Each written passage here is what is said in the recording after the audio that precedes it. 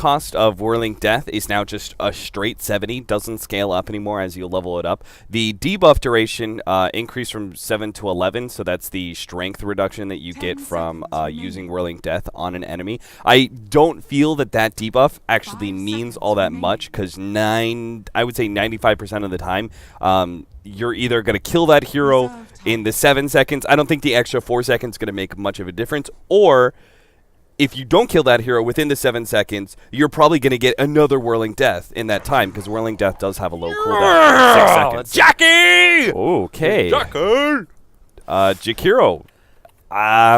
He's he got really a base, powerful. He got a base damage increase. Yeah, he's really 7 powerful. damage! he actually challenges Bane when it comes to level 1 harassment, I think. I think Jakiro's actually much stronger. Because he got such a big increase in his base damage, his level 1 potential is so much stronger than potentially Bane's is, despite the fact that the very concept of Brain Sap should make it that you win harassment battles, especially with how mana cost effective it is now at level 1. But Jakiro, with Dual Breath, the amount of damage that it outputs, plus just the fact that Jakiro's going to have attack damage advantage over the Bane, yeah, this is probably going to be a really nice counter to essentially the dual lane setup that MVP Phoenix is looking at. They need to be able to run some sort of hero that sits. Now, they're probably going to be running the Bristleback Tiny mid, and then Jakiro's going to be harassing out, the Timbersaw? I feel like that's a pretty good plan. They could also still put the Jakiro mid in some way, but... In the early stages, it's okay. Like, even if Jakiro just comes through and throws out a dual breath, it stops the Bane from doing what MVP wants to. Like, Dubu's primary position he's going to be looking for is up here. This is where he sat almost non-stop in the mid lane and just kept the mid lane around. Yeah. If you come forward, you get Nightmare, and then you get tossed back. VS just rotates in, sits back at the tower, and Bob's your uncle, you get first blood. To be fair, though, that first departure reacted... slow. I mean, slow isn't even the right word. That was the worst reaction to that kind of dual lane scenario that I've ever seen in my life. Like, I've never watched a team respond that poorly to it, because it's very clear the moment that you see a Bane Tiny mid, you have to get dual lane versus dual lanes, because otherwise you're just always going to be slept and tossed back, and there's nothing a single hero by itself can do against that. So, okay, so I had a feeling this might happen. I was like, I'm not so sure that they're actually going to put the puck in the safe lane. It looks like the puck is going to be mid, and Jakiro is going to be babysitting him against the Bane. They want to be able to have the puck matched up against the Tiny, which I think is perfectly acceptable. And then they're going to put the Wisp the Wisp Bristleback on the side lane. Now they see that MVP is actually trying to dodge a little bit. They want the Timbersaw to be matched up against the Broodmother 100%, so they were putting the Gyrocopter top, which Alliance responded quite well to, saw it, and changed up lanes. I'm wondering if for Rev, this is another one of these mechanics which we're going to kind of get a little bit more of an insight into as time goes on. He's walking around with one Iron Branch for a Timbersaw. Now, most of the time, you can't engage properly because, like, what are you going to do? Like, you need to have trees everywhere.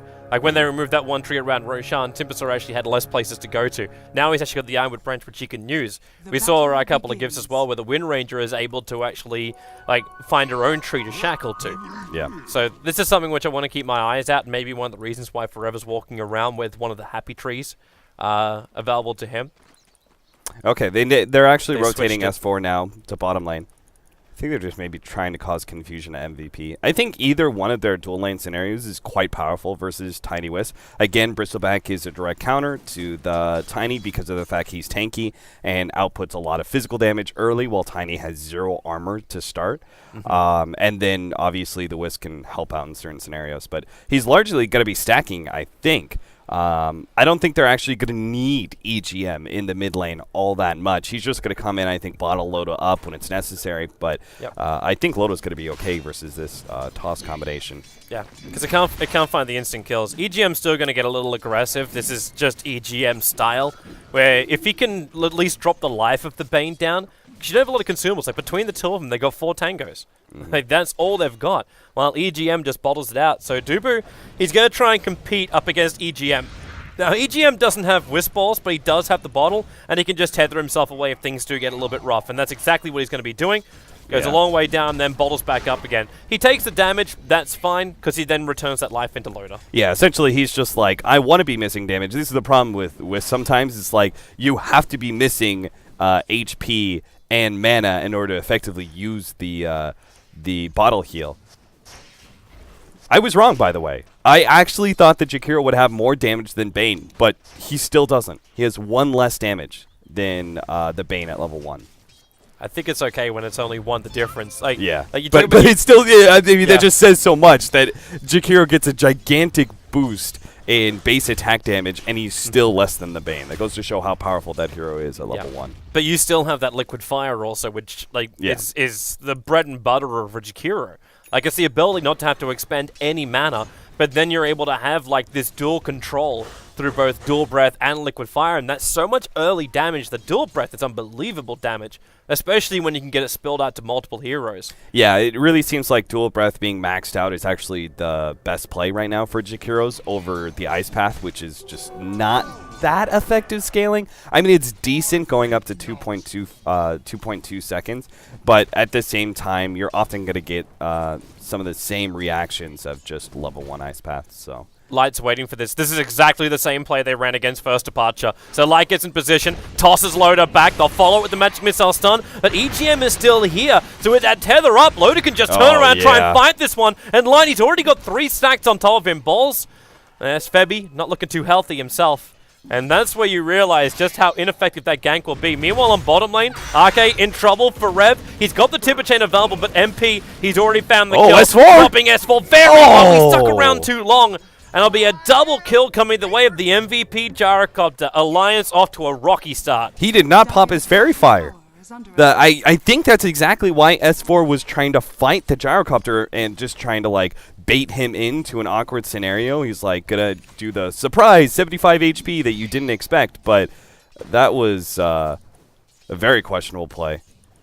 At the same time, with these kills, yes, it's great that MVP gets them, but look at the CS board. They are really far behind when it comes to CS. Now Alliance are actually going to lane rotate. So they push the Broodmother down to the bottom lane. Already Admiral Bulldog. He's 18 for 5 for his CS. He's ahead of the mid Bristleback and the Puck on the bottom lane.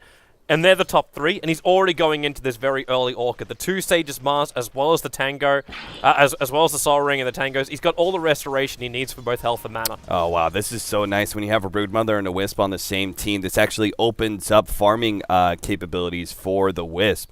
Admiral Bulldog just uses some of his Spiderlings to throw into the jungle, and then EGM just kind of helps him. Obviously, the Broodmother's not going to be there half the time to collect the experience, so EGM is getting full experience out of neutral camps. That Timber followed him up to the top lane. I'm actually wondering how effective Broodmother's going to be now with the jungle changes. Like, with the different areas of trees, because normally you're able to hide inside the trees a little bit and just pop in and out, but you don't have that consistent line anymore that lets you run through the trees. Yeah, I do think, actually, I think you're right about that, that some of the map changes do hurt the Broodmother a bit because just the jungles have been essentially opened up more, which leaves, as you said, less areas to hide in the trees. But I also think there's just more opportunities for other heroes to utilize the jungle, which before, in previous patches, was a big specialty of the Broodmother, that you could do it so efficiently over many other heroes. For Rev. Okay, so RK can't really harass him out of the lane. What's the goal here for S4? Like, I'm seeing him walking around with a robe of Magi. What is the build for S4? The old Blink Daggers? Do we look for Yule Scepter control? What's the go? I think that, I think the Blink Dagger is fine. Ags is, in my opinion, very important. I think that's actually one of the most significant upgrades to Puck and makes it so certain of the BKB heroes and blinking heroes are just absolutely destroyed. Tiny relies on his mobility a decent amount, Timbersaw an extreme amount. So I think that Ags, just the stun duration of level 3 Ags Dream Coil, it's 4.5 seconds. To kind of give that a little bit more clarity, say the Gyrocopter has BKB later on into the game, and it's only a 5-second BKB and he's forced to break that coil for some reason, that's his full BKB duration, essentially. I'm keeping my eyes out on bottom lane. So far, I haven't missed any kills. But Bulldog, he's really looking to get up into balls. I like how you take your hands off the mouse and keyboard to do that. It's like you're just begging to miss a kill at that point. That's fine. I got this, Cap. I got this. He might get Forev here. S4 is thinking about it. He's still got that fairy fire to try and like bait Forev in. Oh, with the dual breath, like there's no easily. speed. S4, yeah, he actually consumes it, and Forev, last attack, it's going to go the way of the Jakiro. That's a nice thing as well for S4 to give to him, because this will allow Arcane to get even more quickly into these Arcane boots, which are just a little bit cheaper for him. Yeah, I think essentially S4 saw that, okay, Timbersaw just got his level 6. If he turns around and chakrams me with only a level 1 phase shift, I might not be able to survive through that. Light, not a healthy man. Loda getting very aggressive here. He's got 5 one charges. The magic missile will fly in. Loda still got his back turn, and Dubu. Okay, that's not a healthy Bane. He had 4 quill stacks on him and just kept attacking into Loda. The brain sap he hoped would be enough, but Loda will end up surviving. Broodmother's going for a very fast Orchid build. Very effective against Timbersaw, really nice against Tiny, and obviously supports are always going to be susceptible to an Orchid, so definitely the right pickup there. Interesting to see what Forev's doing. He's going into the Dire jungle to see how many stacks are here, but he's got no way of farming it up. Like, you're looking at a guy who's got 12 CS and 1 death to his name. The Arcane boots haven't even been afforded by him. Jakiro should actually have, well, more net. Yeah, he's actually got more net worth. MP's in a world of hurt. Admiral Bulldog's just got. Look at the army. Okay, a lot of money is going to come back the way of the gyrocopter. The toss will come forward. And Admiral Bulldog, a web in 1 second. 1 second is too long. They get the 1-for-1 trade-off. Forev takes a lot of the Spiderlings as well. So for the kill that Broodmother got, Admiral Bulldog might have given almost all of the value of it back to MVP. Yeah, that is actually quite significant. The Tiny being a part of that kill, in fact, getting the kill, was hugely important because now he jumps up to contest S4 for that 3rd place in net worth. They're kind of like neck and neck right now. He was actually significantly behind. MP's chasing down S4. Obviously, he's not really going to get him, but nice deny. Still able to hit S4 pretty heavily, and S4, there's your toss. A very quick and easy kill. Surprising alliance. Like, S4 walked in behind the tower as opposed to just letting Arcane throw out 1 more liquid fire, which would at least ensure the tower went down. Now, the reason I'm saying that the Tiny getting farm is so important because Puck and Tiny actually have a very interesting back and forth. One can be a counter to the other just depending on how far ahead they are. Obviously, the Puck's mobility and being able to have such strong disables is a huge counter to Tiny most of the time. But if Tiny actually gets ahead and gets his Blink Dagger relatively quickly, he just pops the Puck every single time. So he's just able to, you know, catch out the Puck. It's essentially going to be oftentimes who sees who first. Light's going to be really careful when he gets up to 5 quill stacks on him. Yeah, with only 3 armor. Yep. Or actually 1 armor right now. What did he just do that made him go from 3 to 1? Is there Ring of Bassi around somewhere? No. Oh, Ring of Aquila. That's what it was. The gyrocopter walking by because they're trying to catch the stack. Perfect timing. That observer was being prepped. It was prepped 2, 3, 4 minutes ago. Oh, no! He died to the Ancients. He actually died to the Black Dragon attack. Oh, I was just thinking. I was like, don't let the Ancients take the kill. This would be awful. They still get to finish up the big part of the Ancients, and that was going to be a huge injection of money because that would have been the Vanguard. MP's got his flight cannon's still on cooldown.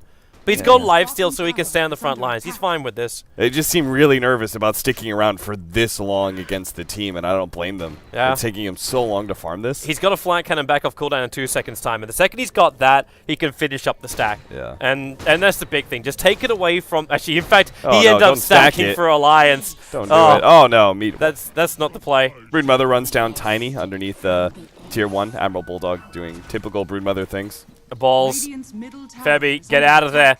That's a lot of Spiderlings from Bulldog. It looks very, very deceiving. They're hiding their numbers. But the rest of MVP are rotating over now. But MP, he doesn't really have a lot of mana for this. He's not ready to fight. They throw down the sentry walls. They have a look around. For Rev, TP's aggressively underneath the tier 1 tower. And EGM's going to tether himself out of the tree line. So they go for the call down. Bulldog will kill off the courier. Is he going to lose his life? For this, he loses his life and all of his spinelings to the gyrocopter. And with the avalanche control, both Loader and S4 are locked in here. There is the Fiend script to stop S4 from getting that ulti off. The Ice Path from Marque trying to create a little bit of space. They won't create a hell of a lot. Light's already on the back of EGM. No way to tether out. No way to relocate out. Alliance going to lose so much, and Swap's already up for Febby. Moving Loader back into the fight. The chain's up. Okay, that's going to go a wrong way. If that was the old map for Rev, that would have been a great chain up. But now Loader, he's on the run. They're rotating over again, Dubu. And yep, there's your toss. They're going to follow up Nightmare, or they just directly go for the Brain Sap. So Alliance losing out so heavily in this mid-engagement, now making it 8-3 for MVP and the Gyro, a huge injection of money. Oh yeah, I mean a huge injection of money, but also experience. I mean, Balls, he actually, Febby of course, actually picked up his level 6 because of those kills that they were getting, which allowed him obviously to be able to get that bristleback catch.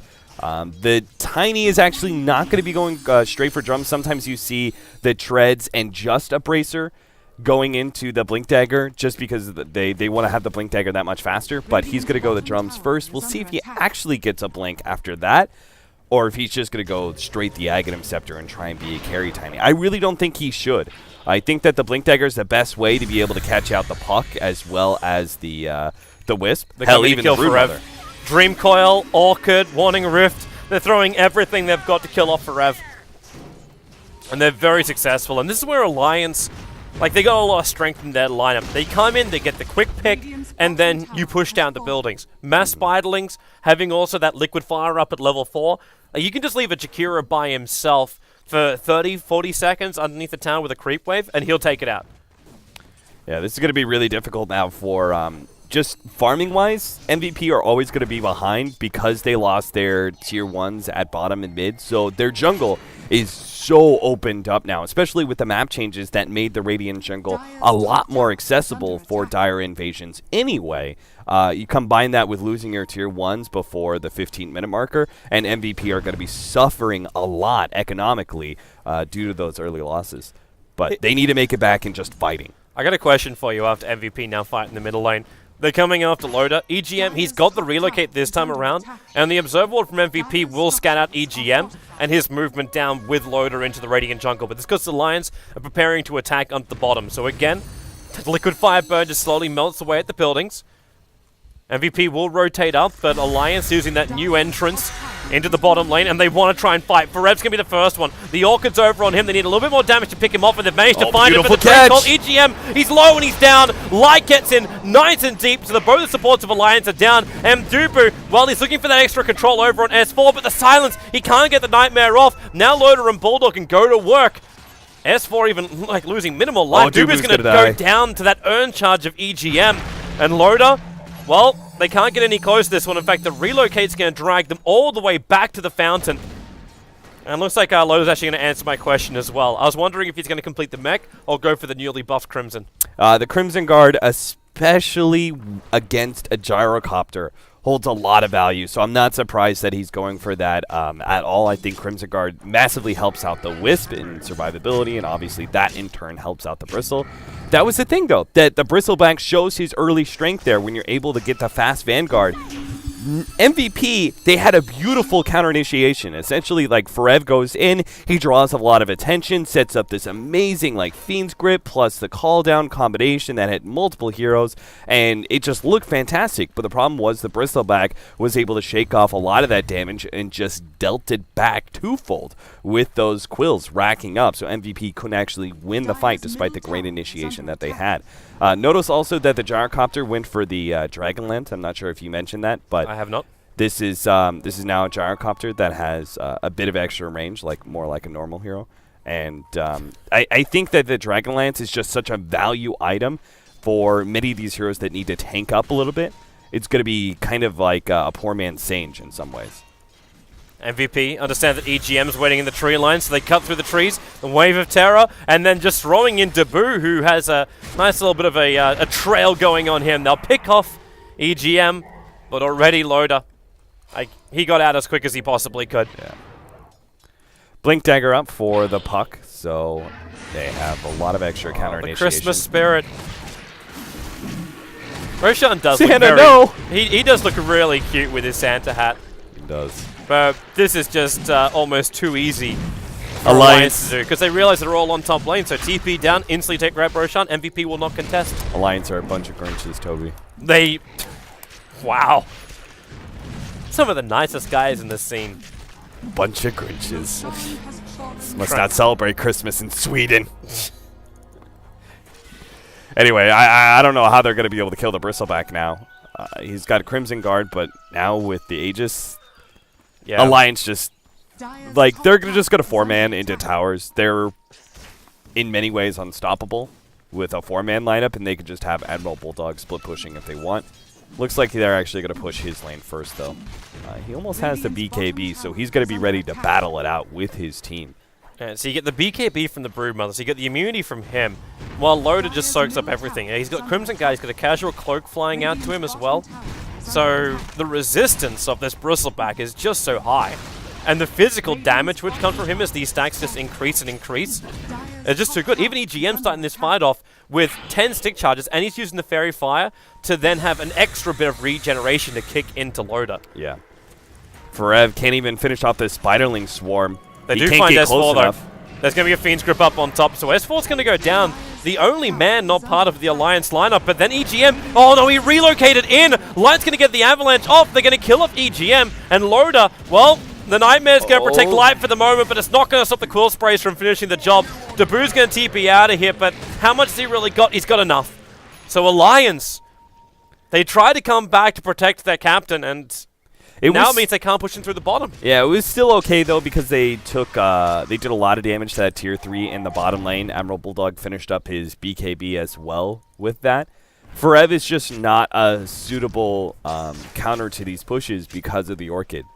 He can't get close enough to actually use. If he had like an Aghanim Scepter or something, obviously he could just spam out from long range the Chakrams and kill the Spiderling army pretty quickly. But one Chakram just isn't enough.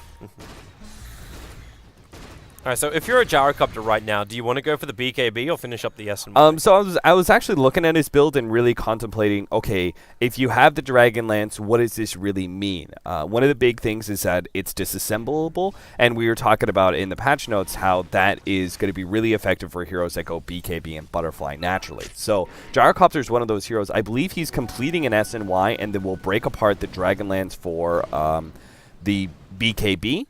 And then, in turn, go the Butterfly. That being said, I think this game he shouldn't go that build. I think he should actually try and go the faster BKB against the... well, I guess it's still the oh, S4. Nice catch, S4. Yeah, Bulldog was setting this up with a whole bunch of Spiderlings. He's keeping his distance, though, from Forev. The Sentry Wars are down, so Forev knows what he's up against. And S4, the tree!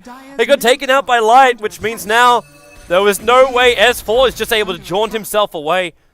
Nice attempt there from Forev. You saw what he did through the Chakram where he was phase shifted. If he just gets a little bit of damage on S4 there and stops the Blink Dagger, they might be able to kill him. But it was the right idea, just not quite fast enough. Mid lane. Yep, they're jumping in. They're looking for a kill on Light. He's very well behind. See, he's just behind the Tier 1 tower with no teammates around. Oh, the mech just comes a bit too late there from Ake. Can't quite save S4. So it ends up being kind of worth it. At the same time, they're going to be able to get the Wisp on the way back, so definitely worth it for MVP. That's what made like the movement from Tiny just seem a little odd. Yeah. Like he ends up over there. Like same way S4 is up on the top lane. Like I can defend this Tier 2 tower while the rest of my guys push into the bottom. He gets picked off there, where MVP, all of their players apart from the Tiny, were looking to gank up the Io. Yeah. Like they found him and they were tracking him down at the secret shop. Yeah, this is actually, Dragonlance is a pretty significant buff to Gyrocopter, I think. Just because Gyrocopter naturally builds these early stat items, and the fact that you have an item like Dragonlance that is both early stats for you just to tank up, because Rocket Barrage is your primary source of damage early on, and then after that, like it's not like you lose gold like you do with S&Y. They're going to go on this one. They start the Nightmare on Bristleback, call down as well to keep the rest of Alliance out. The Ice Plant controls up the Bane, so they can't keep the Fiend's grip up. And Loda turns on the Crimson Guard. He's still got the Aegis, the Immortal, so they can break through this. But really, what's going to be the cost? At this point, it's EGM who's gone down for Alliance. For Rev, keeping RK again out this Fire's Light, trying to control him up, but S4 in from behind. MP will be able to TP himself away to safety. He'll take the Dream Cold damage, but still stay alive. Back inside the safety of his own base. Meanwhile, on bottom lane, Admiral Bulldog, he is starting the rat game. He has already brought down the tier 3 tower. He's attacking into the range racks to force the TPs back, while the rest of Alliance trying to keep this battle going on in the middle lane. A very maneuverable pucks, making it difficult to control them, however, even without the Jakiro and the Wisp. They do have the Blink Dagger on the Tiny. I really thought they were going to try and blink and maybe toss the Vengeful Spirit and try and go for a still potential kill if they just kite around Loda some more, but they don't go for it. The tier 3 goes down, but they do keep the range racks decently healthy. MVP, though, have been completely exposed in that bottom lane. They're really going to have to focus sitting bottom and pushing that lane out now. The problem is they really don't have good heroes for hunting down the Broodmother. They're okay for locking him down and killing him once they find him, but you don't have heroes like Slardar or Spirit Breaker, Bounty Hunter, any of those heroes that are experts at being able to find the opening. S4? Oh. Light unable to catch him out there. You thought he was going to light come up? Yeah, it was a little bit of a close engagement, but S4 was able to get the distance. Looks like he is going to be going the Ags, it looks like. Point booster picked up. Everything as expected. Everything's just going according to plan for now, and all Alliance have to do is wait for next Roshan. It's kind of funny, though, when you look at the kill count. Like, it's still 17-9 in favor of MVP, but it's very, very deceiving. Like, the experience, like, the advantage hasn't even stretched beyond 1.5k at any point of this game.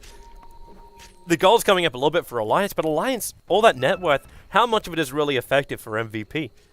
MVP try and fight, and then Bulldog takes your axe from behind. Yeah. You don't really need much more. And if Bulldog builds into something like a Necrobok, which also got a couple of tweaks, like, he'll just be able to solo that lane very quickly before MVP can respond. Looks like Vengeful Spirit's going the new X as well. This was a big buff to the support Vengeful Spirit.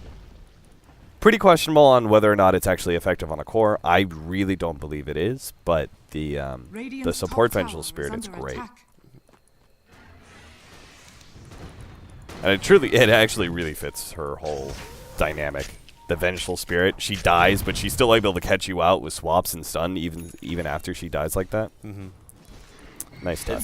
It's the perfect thing. It was always that thing about VS, right? Like, she would jump in, she would sacrifice herself. Yeah. And now she sacrifices herself to live again. It's like, why do we need to sacrifice that hero when we could just pick up a Dazzle who could Shallow Grave save the hero instead of full-out swapping? You know, it just seems more effective.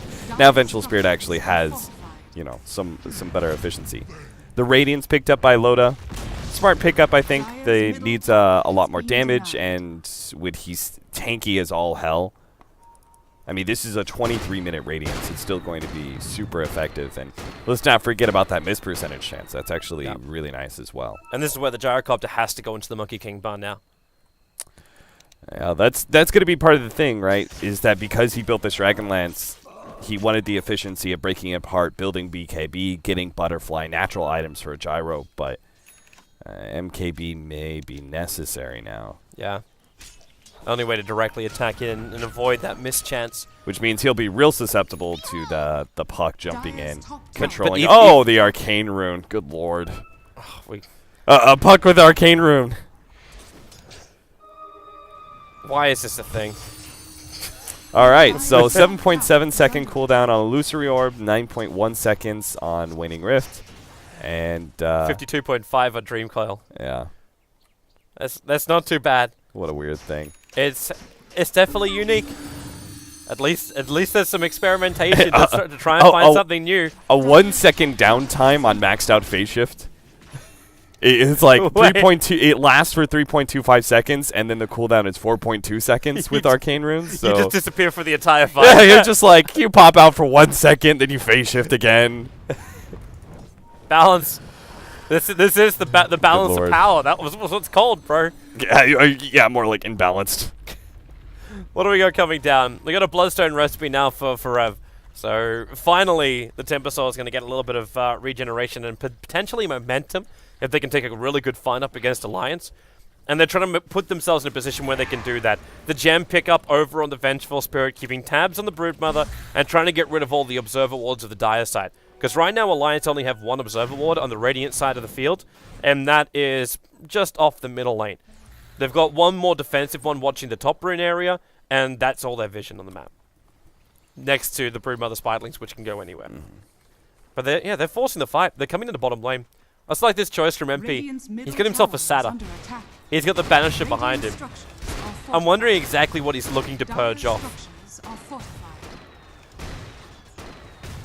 You can't purge Quill stacks. Dire's bottom tower has fallen. You could. Yeah, I think what you can else purge is there? off Orchid. Radiant's middle tower Get rid of the is silence? under Yeah, you might be able to do that. Well, you That should be able to actually get sounds off- like the get- most effective use of it, right? They should get off Rift as well as Orchid then. Yeah, yeah. attack. But I think the Orchid's like, it's more effective against Orchid, right? Yeah. Just because it's a longer duration silence that does damage at the end. At the same time, So- he's walking around with a BKB. So Yeah, but I maybe don't think it's for someone. him. It's for someone else, like Yeah. Timbersaw when he gets initiated on. Yeah, or just like also let's not forget like Purge is still an effective slow, right? And that can really help when it comes to kiting around the Bristleback props, Bristleback or Broodmother. True. S4's got that Aghanim Scepter done now, so these BKBs, which they thought were going to protect him, no longer will do so. You're still going to be able to have that big Ags upgrade Dream Coil. Yeah, there it is. MP broke it apart, built the BKB. Still has a quarterstaff. Real trouble for him. The Orchid's on him at the moment. Support's trying to rotate up from MP. And for Rev, well, he's locked inside the Ice Path, tanking through a lot of this, but it can't tank through everything. Now Light also. Not in a bad great idea. position, but they get the Fiend's Grip off. Is there going to be enough control? Lights are taking too much damage. The Quill Spray stacks. They're going through the roof for Loda. The TP out from MP will be in just the nick of time. Though with a bad fight going their way, they're down to 5 Bloodstone charges, and now they'll lose Roshan as well. MVP, they're like, hey, I got a genius idea. Now that the Timbersaw's dead, let me just go ahead and fight into the Bristleback from behind at his biggest peak of power. It was just never going to go right for them. You see the Bristleback? Like, he went down to half HP.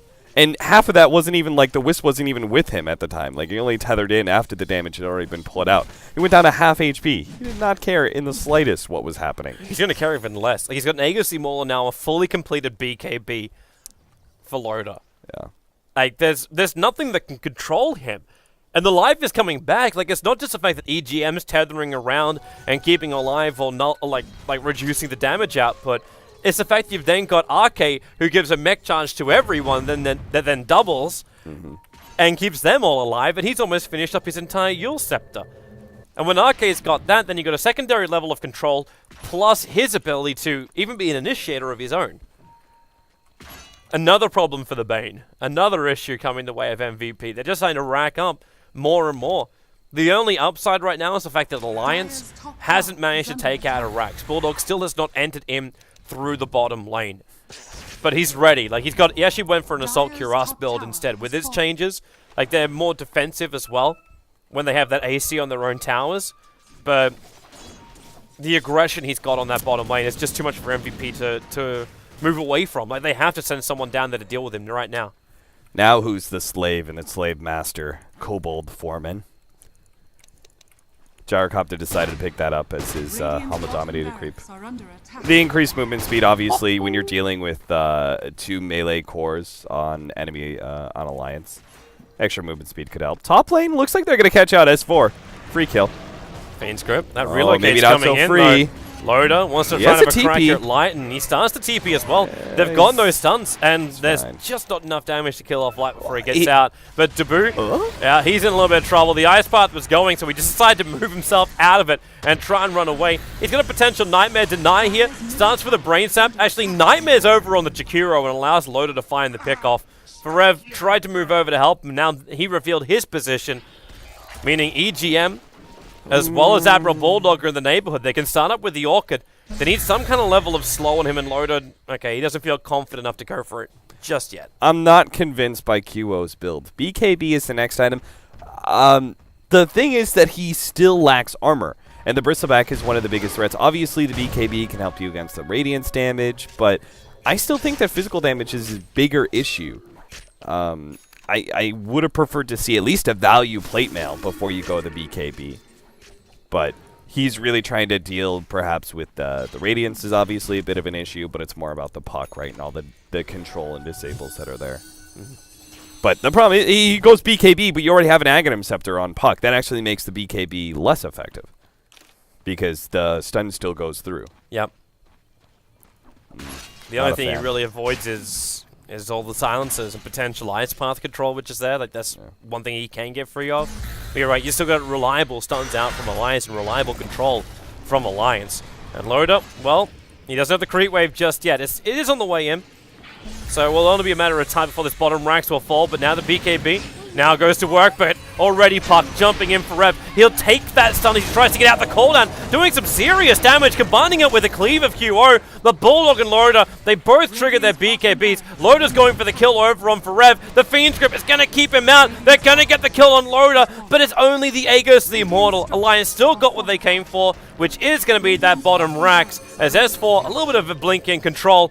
The TP's coming back forward again. Bulldog finishes the job. Forever will arrive, but Arcade, perfect position for the Ice Path. It was too easy for him, and they just burned through for Rev. S4 jumps in even deeper, and now QO being slowed up. Arcade, another Yule Scepter to Ice Path. The BKB's on cooldown, so QO's got no other choice but to take the dual breath, stay where he is, allow Loda to get more Quill Spray stacks up on him while he burns the Radiance.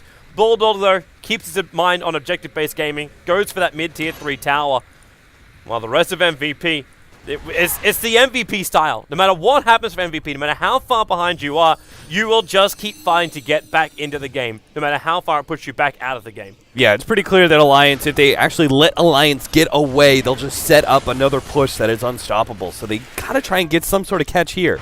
Well, they found Loda.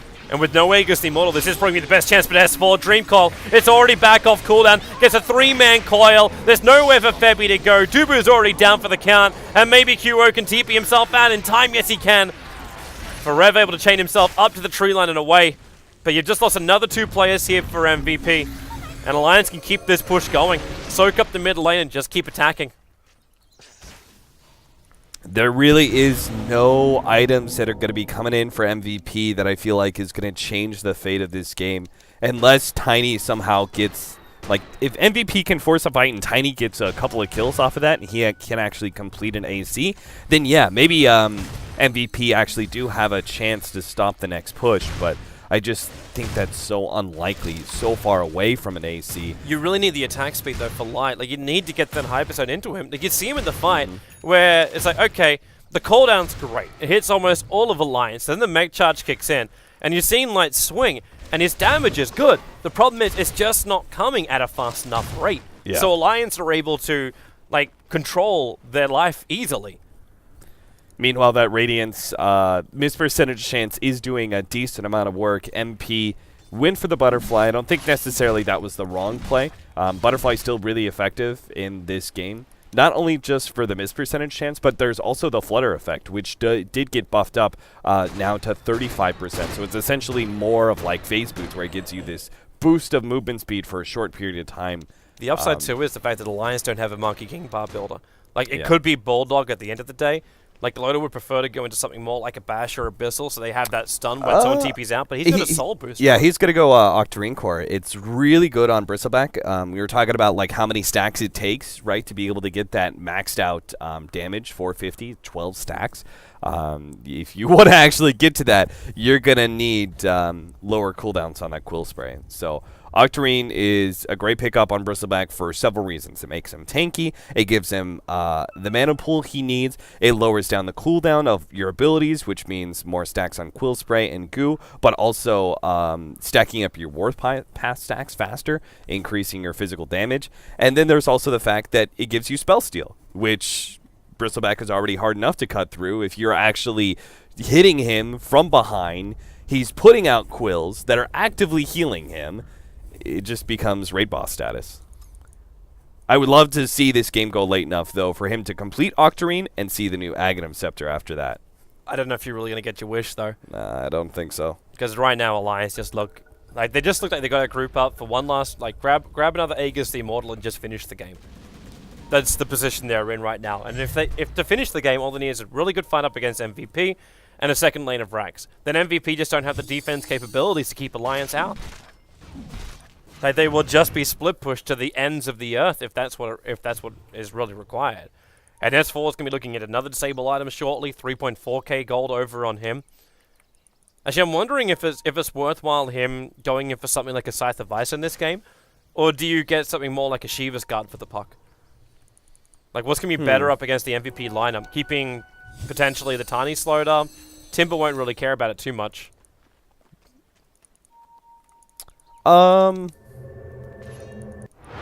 You know, Lincoln's would actually be decently effective on the puck, actually. Just to make sure you have that survivability against the Bane, so you never get caught by Fiend's Grip. Or Nightmare, which then sets up the Avalanche toss combo from Tiny. Yep. I don't think there are any like big items that the offensive items that it's necessarily needed, like Shiva's or Scythe. I think just surviving his own survivability is pretty important. Puck is quite strong with an Octarine core as well, but I doubt that's more like a 5th, 6th item. Yeah. I'm only looking at it from the perspective that Loader is all the survive that Alliance really need. Yeah. He's an immortal, basically. Yeah, that's true. Arcade's going to go for a bit of a blind ice path. He's just a second too late. It was more of a closer TP out from QR. From MP, sorry. They're going to have an MKB now on Admiral Bulldog, so... Oh, free money for look light. out for the gyrocopter. Just keep those Spirelings down there, Bulldog. They'll go towards the Assault Cuirass. Finally, Tiny has that Hyperstone and now can pick up the Plate Mail as well. A little bit more survivability. Yeah, and MVP's actually coming over to scout for Roshan, but he's another 2-3 seconds away from spawning. Yeah. Forev is desperately trying to build a Lotus Orb. Forev has just actually been one of the main reasons that MVP is losing this game. It hasn't been easy for him, obviously, but he's still made some big misplays, and his net worth is suffering because of it. Well, MVP, they're getting ready to fight. Loader and EGM, they're the most exposed right now in the mid lane.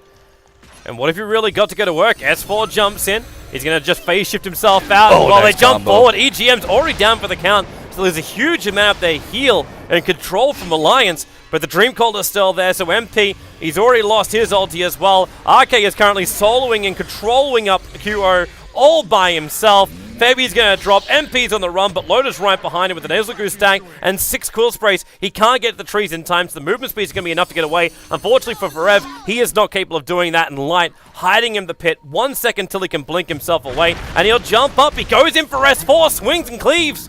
He brings down the puck, finds the kill.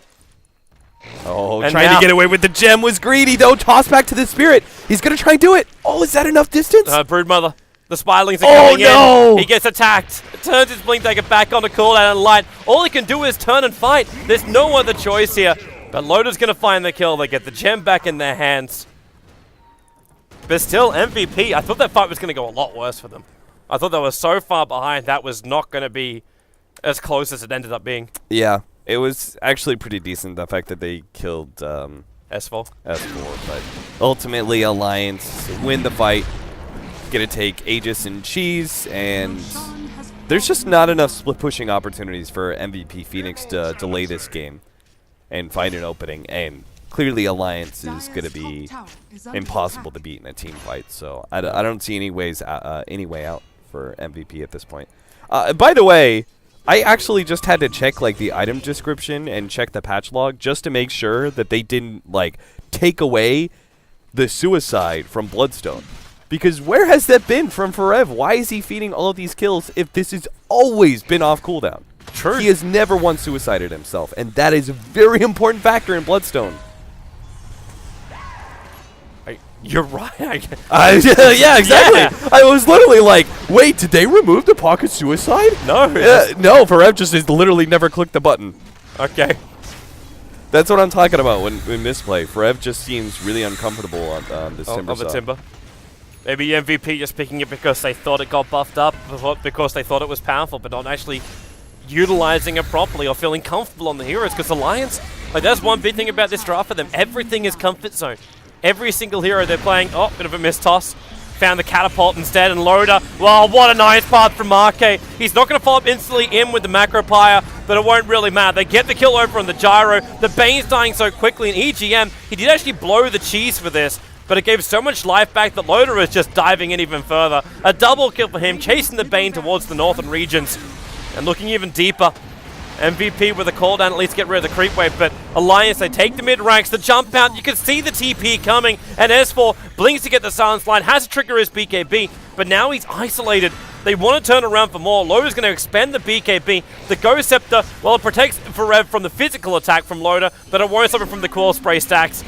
And Loda's still got this Aegis model. That's what they want to keep fighting. Arcade, finally he is down. He'll buy the Blink Dagger as he dies, but they're going to keep on fighting. Forever on the front lines. Maybe Febby. Nope, the swap can't even save him. Febby will go down as well. MP will follow him, and this could just be the game right now. Alliance, yep, there it is. GG is the call. 40 minutes. Alliance will take game number 1 in this 2-game series. Our first game of the World Cyber Arena 2015. The group stage day 1. What a start to the day. Yeah, what a unique 6.86. draft day. It's draft day. Yeah, 6.86. Maybe the opening for Alliance to come back. I mean, the puck being buffed up